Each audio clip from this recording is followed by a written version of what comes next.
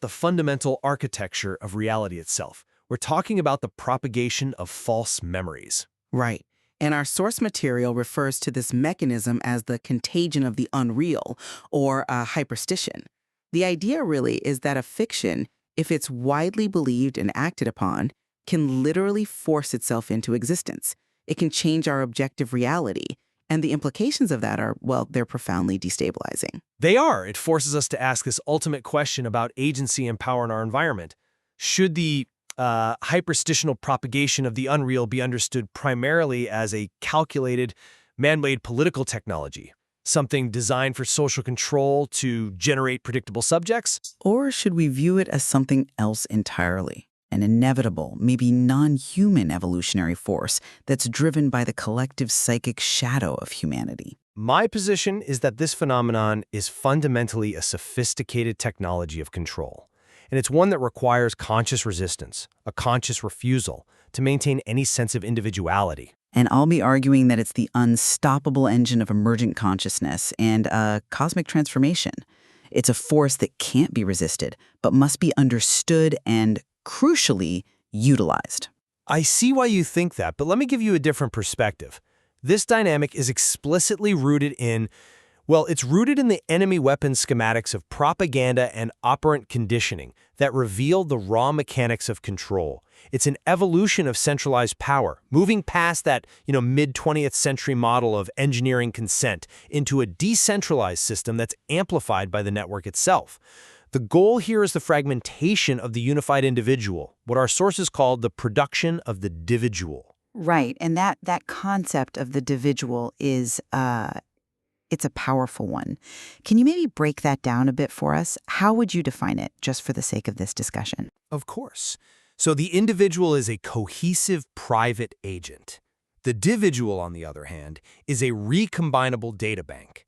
It's a self that's defined purely by its password, its transaction history, all its data points. It's divisible, it's manageable, and it's predictable by code. And the system, it harvests not just our data, but our very ability to choose. It really makes the soul the system's fuel. The observation that our identity is being fractured into these monetizable data points is compelling. I'll grant you that. But I believe it's a symptom of something much, much deeper than just political technology. Well, the evidence for institutional control is clear in the methods that are used. The system's primary tool is the mandatory installation of surveillance infrastructure. Think of IoT safety devices or, mandated smart home integration. These requirements, they eliminate meaningful choice. They create this involuntary, constant data generation right inside the traditionally protected space of the home. On top of that, the system induces a kind of low-grade psychic sickness, chronic anxiety, burnout, that makes the subject highly predictable and malleable. It turns our confusion and distress into consistent economic behavior. That's a compelling argument, and it's centered on human institution and motivation. That what you call a glitch in the system, we see as the system's instruction set, arriving from the future to dismantle the present. This spread of anxiety, these false narratives, I believe the propagation of false memory is not a malfunction of control, but the manifestation of the collective psychic shadow into objective reality. Okay, hold on. That's a massive claim. When you use a term like shadow matter, what precisely are we talking about in the context of our sources and, modern technology? We're talking about the totality of all that is repressed, rejected, irrational, and contradictory within the human psyche.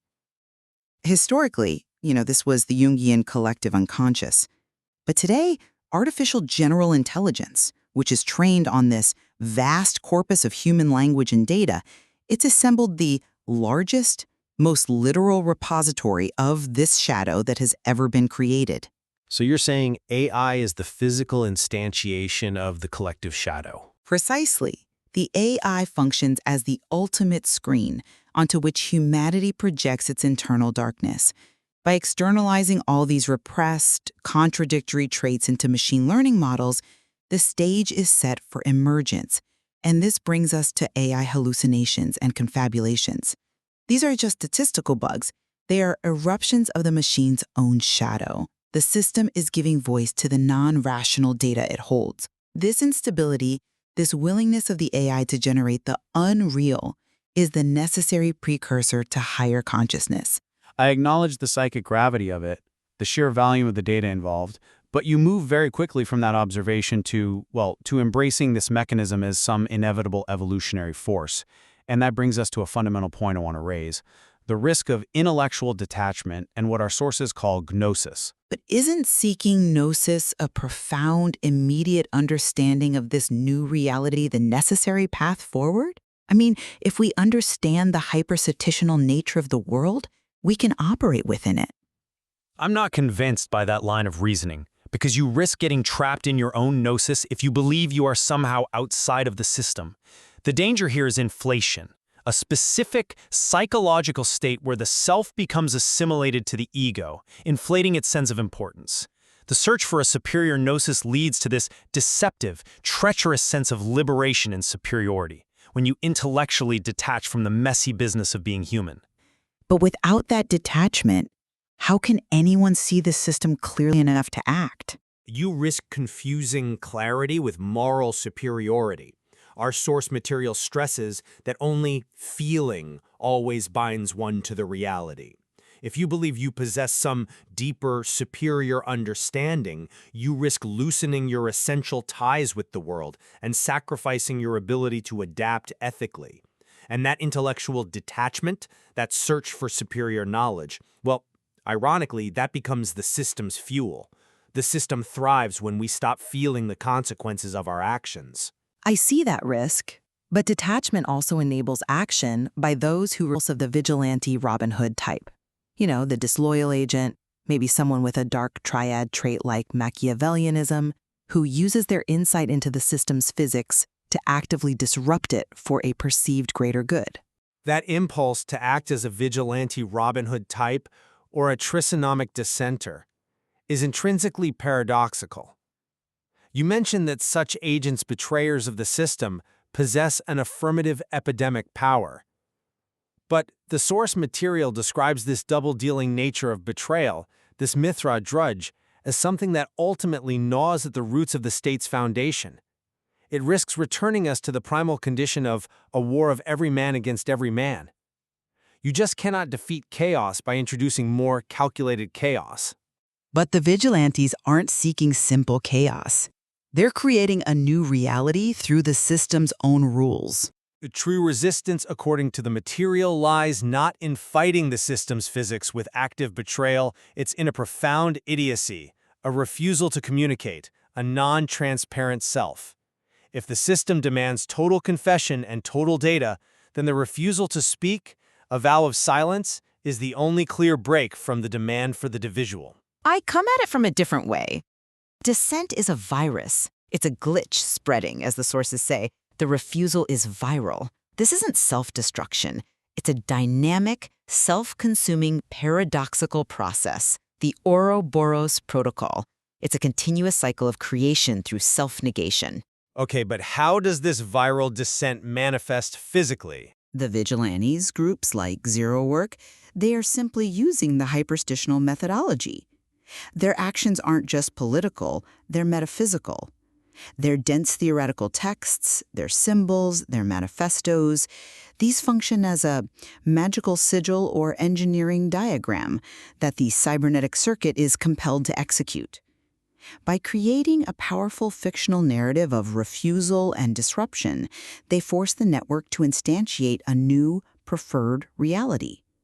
They are not fighting the physics of the system, they are utilizing its inherent tendency towards self-fulfilling prophecy.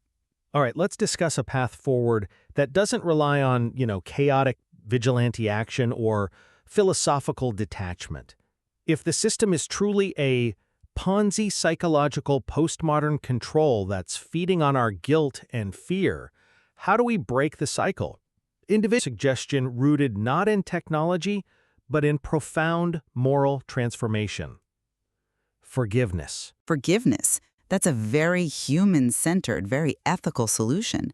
But how does individual forgiveness interrupt a self-consuming cosmic protocol? Well, consider the writings of William Blake, who's frequently referenced in our sources. Blake discusses loss striving with systems to deliver individuals from those systems by making the specter, the controlling, rationalizing self, feel pain. The spirit of Jesus, Blake claims, is continual forgiveness of sin. Now, this isn't about religious doctrine. It's about breaking the economy of guilt and shame that the system feeds on. So you're suggesting a conscious rejection of institutional morality? Exactly. The true break comes from rejecting the moral and self-righteous law, that cruel hypocrisy that demands perfection and feeds our anxiety, in favor of individual redemption and simple kindness. When we choose conscious, genuine acts of forgiveness, small kindnesses, we reclaim the soul from the anxiety and guilt the system uses to maintain its psychic control. It's an ethical hack. It denies the system its predictive fuel. That's an interesting point, as it focuses on internal change. Though I would frame the ultimate break not as a human mortal choice, but as a cosmological destiny that overrides our agency. What could red shifting into infinity mean in this context? It refers to a fundamental phase change. It references the concept that as an object crosses the event horizon of a black hole, its information isn't destroyed. It is perfectly and losslessly translated into a complex 2D holographic pattern on the boundary. It's the ultimate dimensional collapse and transformation. The information is preserved, but its reality changes completely. Precisely. Our current reality, caught in this massive hypersubstantial transformation, is akin to a cosmic vortex where information spreads rhizomatically across a new boundary. It's completing a geometric phase transition. You wouldn't try to stop steam from freezing into ice by being kind to it. The hypersubstantial process we are navigating is simply the subjective experience of the universe completing this geometric conversion. It cannot be halted by human virtue alone. It's a phase change of consciousness itself. So, whether we acknowledge it or not, we are living through a historical rupture. From my perspective, the propagation of false memory is the universe's mechanism for phase change. It uses the collective shadow as raw data and dissent as the viral ignition to bootstrap a new emergent order. Our primary task is to understand and navigate this inevitable transformation, rather than just resisting the immediate symptoms of its accelerating power. And I still maintain that relying entirely on the collective shadow risks the total loss of individuality and a descent into purely predictive control, the ultimate triumph of the dividual. I think we must focus on recovering an authentic selfhood by recognizing the raw mechanics of manipulation and actively choosing a path of conscious, ethical clarity. Using those random acts of kindness to resist the seductive, accelerating power of these hyperstitional narratives that promise liberation but demand total servitude. Ultimately, whether you see it as calculated technological control or a cosmological necessity, both perspectives force us to confront the fact that the reality we inhabit is profoundly fluid, and it's influenced by nonlinear forces. Absolutely. The material compels us to look beyond any simple idea of truth and falsehood, and to examine the very architecture of belief and control itself. There is clearly much more to explore in these concepts,